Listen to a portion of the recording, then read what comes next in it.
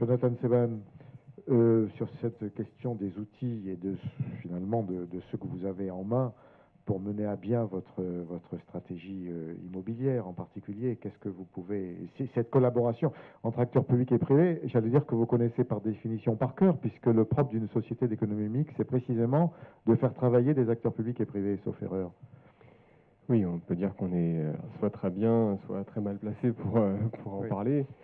Ce que je retiens, moi, aujourd'hui, alors à l'aune de ce que l'on observe, bien sûr, hein, c'est que d'abord, ça a été dit, il y a une forme de désamour originel entre les territoires et la logistique. Alors pourquoi? Parce que sans doute que l'absence de régulation, si j'ose dire, ou en tout cas peut-être de stratégie de moyen terme, fait qu'on a aujourd'hui, en termes de parc logistique, dans beaucoup d'endroits, hein, pour prendre le Val-de-Marne, la Seine-Saint-Denis, un parc qui est dans un état absolument lamentable. Pas forcément d'ailleurs possédé par des institutionnels, vous avez beaucoup d'acteurs particuliers qui possèdent ces actifs et qui d'ailleurs jouent à fond la carte de la spéculation dans des conditions absolument déplorables tant pour les locataires, et on l'a dit pour du coup celles et ceux qui travaillent à l'intérieur de ces entrepôts, que pour les territoires qui ont ces bâtiments sur leur site. Ça, c'est un premier élément important. La deuxième chose, me semble-t-il, c'est que on constate néanmoins que la problématique avance. La question de la logistique urbaine, j'y reviens, c'est évidemment notre cœur de légitimité. Elle n'est pas, si vous voulez, la réponse à tous les maux, loin de là, mais elle est souvent perçue par les élus locaux notamment comme une réponse indispensable aux problèmes de fonctionnement aujourd'hui des villes, des communes, des territoires. Et de fait, ils sont un peu obligés de se mettre, si vous voulez, au diapason de la question logistique. Alors, il n'y a pas d'idée magique, hein, et le propre de Sogaris, c'est aussi d'expliquer l'interdépendance qui peut exister entre, comme j'ai dit tout à l'heure, des flux très urbains, des flux plus éloignés.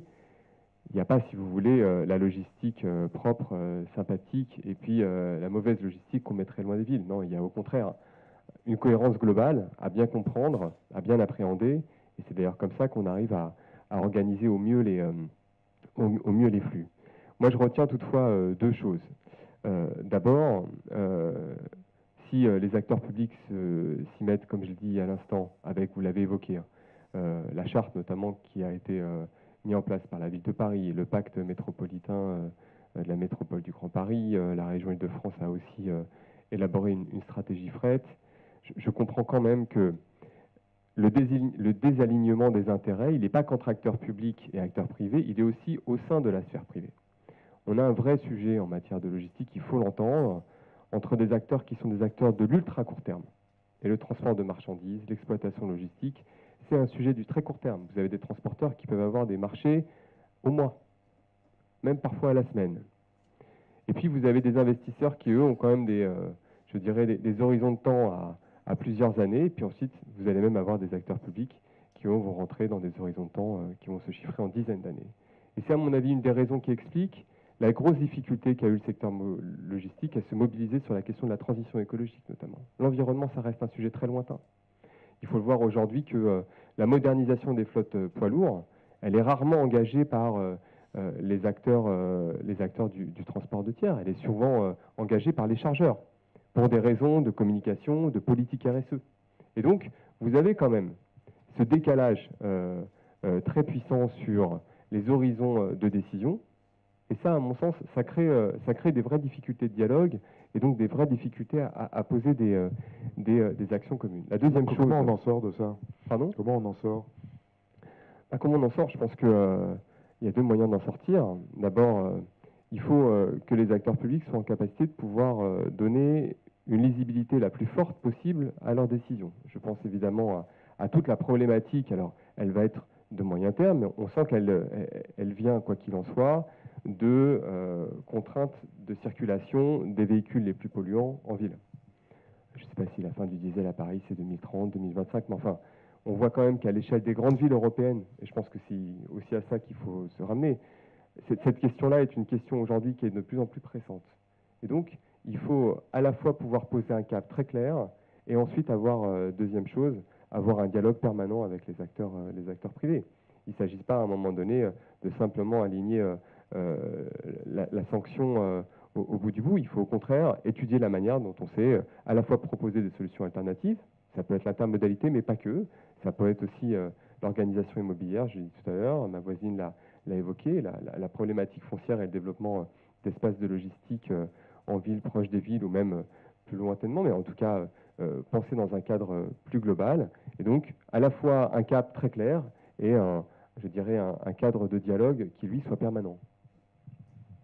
D'accord, merci Nathalie Mathieuzo. Sur cette question des outils et de cette collaboration acteurs publics-privés, est-ce que votre étude sur le Grand Est a révélé des aspects intéressants, des réponses intéressantes? Alors l'étude, elle avait moins pour but d'être déjà dans l'élaboration de stratégie. Hein. Donc ce que je vais dire est plutôt au croisement de la philosophie qu'on a toujours défendue au sein de Saint-Marcand, de ce qu'on a vu dans l'étude Grand Est et puis ce qu'on voit aussi dans les SRADET, puisqu'on réalise aujourd'hui, on aide la région Auvergne-Rhône-Alpes à réaliser son SRADET sur la partie marchandises, et on voit la difficulté qu'il y a effectivement, à mon sens, à avoir cette vision systémique qu'on voyait déjà dans l'étude sur l'observatoire et qui était un peu la ligne directrice de cette étude sur l'observatoire. Et on voit aussi la difficulté en termes de stratégie dans les régions à s'émanciper, je l'ai dit tout à l'heure, de l'infrastructure, mais aussi à s'émanciper de projets un peu vitrines et à avoir une réflexion plus globale sur la logistique où on ne sorte pas un document avec un projet vitrine qui peut être très intéressant, qu'il porte sur l'intermodalité ou qui porte sur le dernier kilomètre, mais qui ne résout qu'une petite partie des problèmes et des questions entre le public et le privé. On voit aussi dans les études qu'on a menées la difficulté qu'il y a à ne pas sortir des projets qui seraient des projets exclusivement politiques et de la nécessité de croiser les prérogatives de la collectivité en matière d'aménagement du territoire, en matière d'environnement, mais aussi le fonctionnement des entreprises et à préserver pour les entreprises la qualité de leur exploitation et que ces projets ils soient bien à l'interface de ces deux prérogatives à la fois privées et publiques. Et puis on voit aussi dans les études, à la fois dans l'étude Grand Est, mais aussi dans le SRADET et puis globalement dans les études que nous menons, aussi la difficulté de la mise en œuvre, qui est de savoir qui doit faire. C'est-à-dire qu'on a des projets, mais qui doit les mettre en œuvre? On le voit au travers des SRADET, qui sont un exercice très intéressant, mais sur lesquels les régions souhaitent aussi ne pas être le seul acteur qui mettra en œuvre la stratégie. Et donc il y a cette difficulté à savoir qui fait, et qui est une difficulté globale de la gouvernance de la logistique qui n'existe pas contrairement au transport de voyageurs. Donc elle n'existe pas pour le transport de marchandises et encore moins pour la logistique. Et puis derrière cette question de qui fait, il y a aussi quand même cette question de qui paie dans une stratégie. Voilà. Et aujourd'hui, il y a des réflexions, il y a des projets, mais je crois qu'il y a une difficulté effectivement à cette mise en œuvre, à la fois en termes de gouvernance, mais aussi en termes de moyens. Jean-Marc Solesi, est-ce que la LOM va un peu aider les choses sur ce plan-là? Ou est-ce qu'elle devrait aider? Alors, c'est tout l'objectif, effectivement, de cette loi d'orientation des mobilités, mais encore une fois, si cette loi d'orientation des mobilités, elle a été présentée hier. N'oublions pas, et je le dis encore d'autant plus que je suis parlementaire, que ce texte va passer au Sénat et puis après à l'Assemblée nationale. Donc il y a tout un travail encore à réaliser ensemble pour faire évoluer cette loi et que tous ces aspects, toutes ces craintes puissent être... C'est important, cet aspect de gouvernance. Bien sûr, puissent être entendus. D'accord, d'accord. Ok, bon, passons à la suite, c'est-à-dire la troisième question. Alors, elle a déjà été... oui, Jonathan, sur cette question, une autre... Juste pour réagir et peut-être aussi pour poursuivre le débat.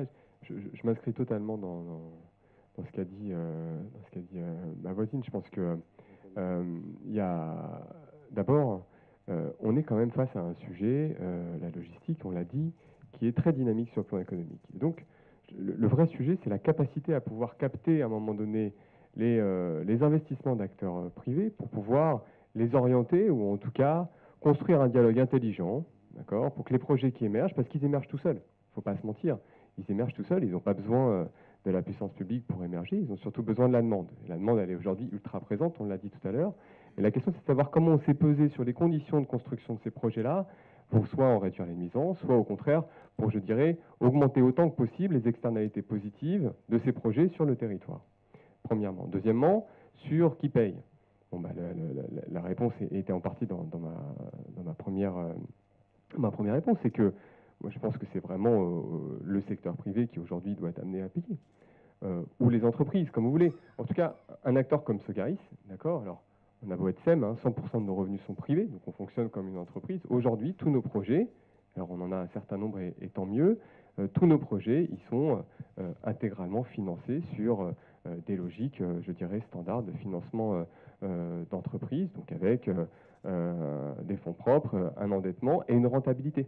Et je pense que c'est là où c'est extrêmement important d'insister. On a des projets aujourd'hui qui ont la capacité à être rentables. Je le redis, je pense que le vrai sujet aujourd'hui du positionnement des acteurs publics, c'est comment ils arrivent à peser autant que possible sur les conditions de constitution de ce marché, de ces projets, pour à un moment donné réussir à les orienter autant que possible, on l'a dit, vers un service rendu au territoire en termes d'emploi, en termes d'environnement, en termes tout simplement de fonctionnement des agglomérations ou du tissu économique local, qui soit maximum. Mais je me souviens très bien de la discussion qu'on avait pu avoir avec la métropole. La question était de savoir si la métropole, au fond, octroyait une aide à la logistique urbaine ou à la logistique, au développement de la logistique dans le territoire. Enfin, en tout cas, la position de Sogaris, elle n'a pas changé depuis. Surtout pas.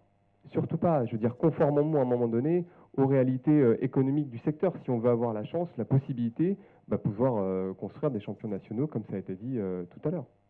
Très bien.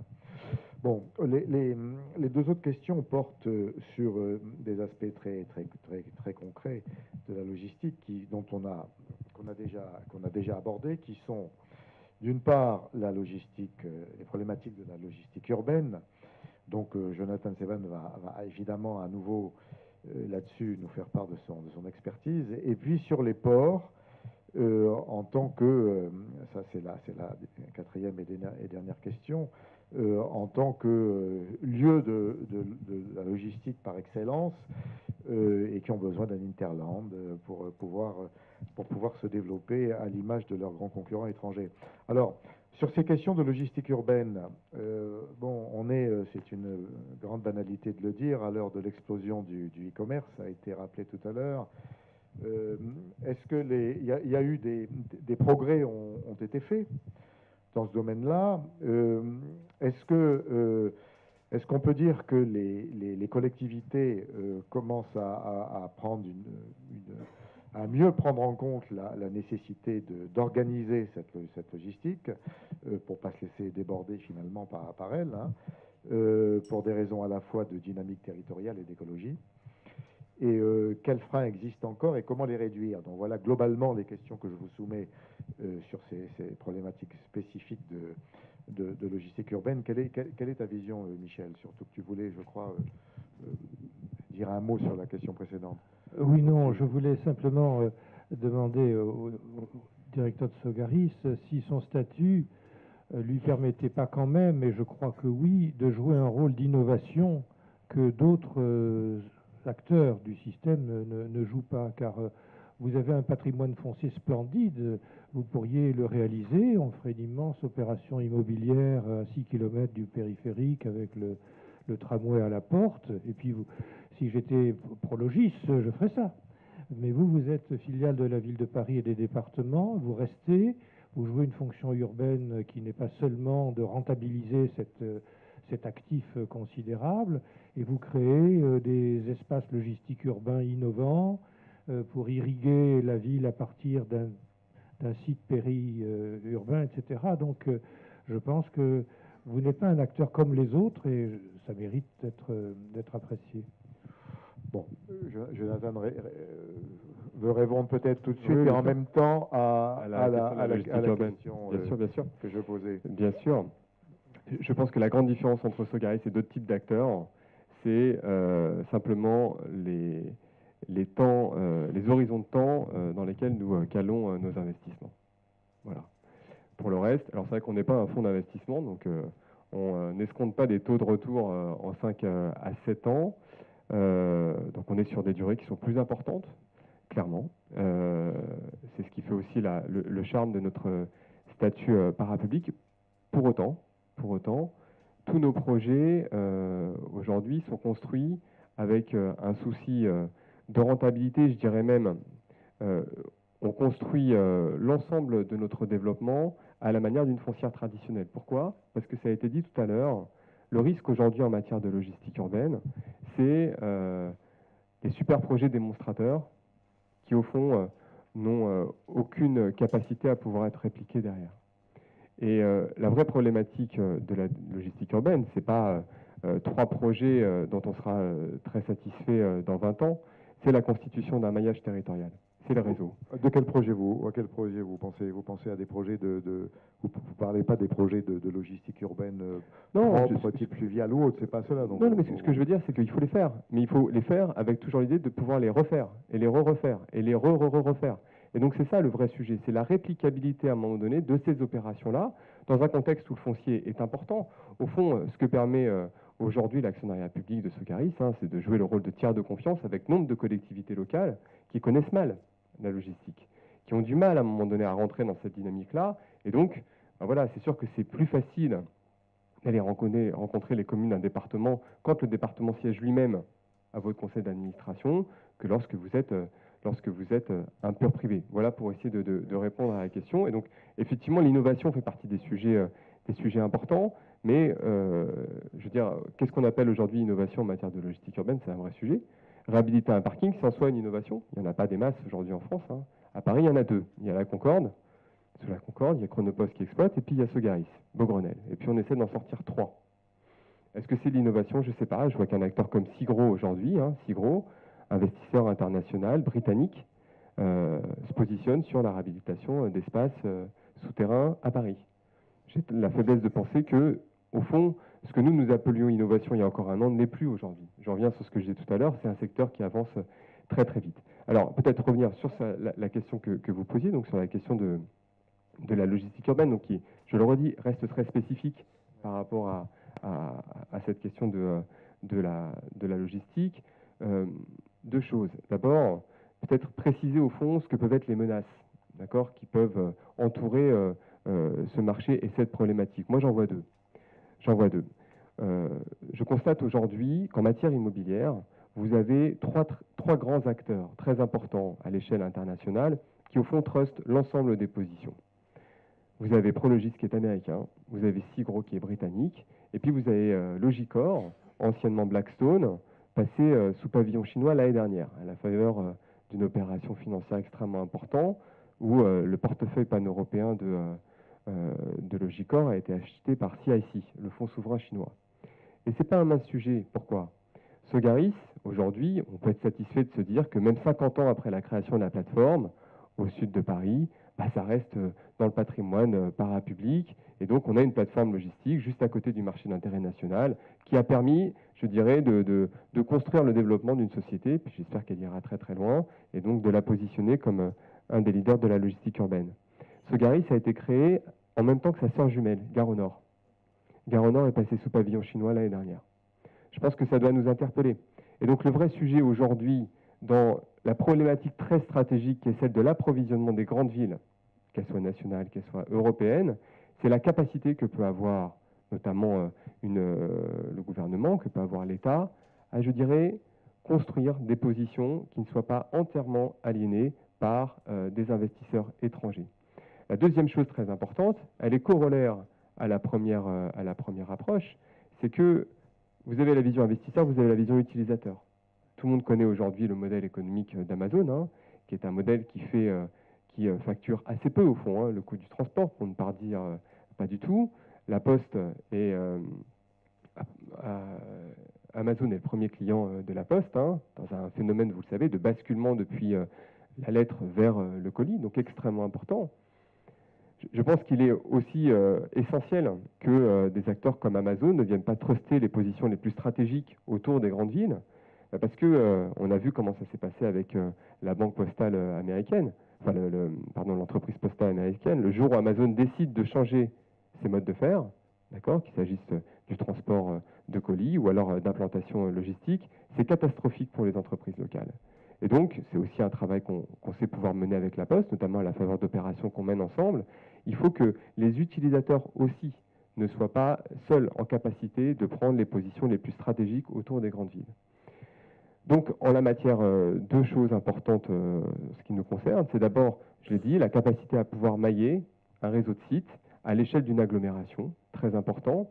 Le faire à la fois avec ce qu'on appelle des grandes plateformes, mais aussi des hôtels logistiques, qui sont des bâtiments très urbains, qui reviennent en ville, qui, quand ils le peuvent, construisent de l'intermodalité, mais qui sont toujours conçus dans une logique, je le dis, de réplicabilité. Donc il faut pouvoir en faire 1, 2, 7, 43, pour pouvoir satisfaire à l'ensemble des besoins de l'agglomération, et puis à une échelle encore plus fine, des espaces de proximité qui sont vraiment ceux dédiés à la livraison du dernier kilomètre. Deuxième chose, je pense très importante, ça peut faire partie aussi des visions peut-être qui peuvent compléter la stratégie logistique de 2025, c'est notre capacité à pouvoir construire un champion national en matière d'immobilier logistique, qui à la fois prend des positions très stratégiques autour des grandes agglomérations, mais qui, je dirais même, élargit son spectre à ce que sont les positionnements stratégiques du fonctionnement des grandes villes. C'est évidemment les aéroports, c'est évidemment les grands sites d'approvisionnement.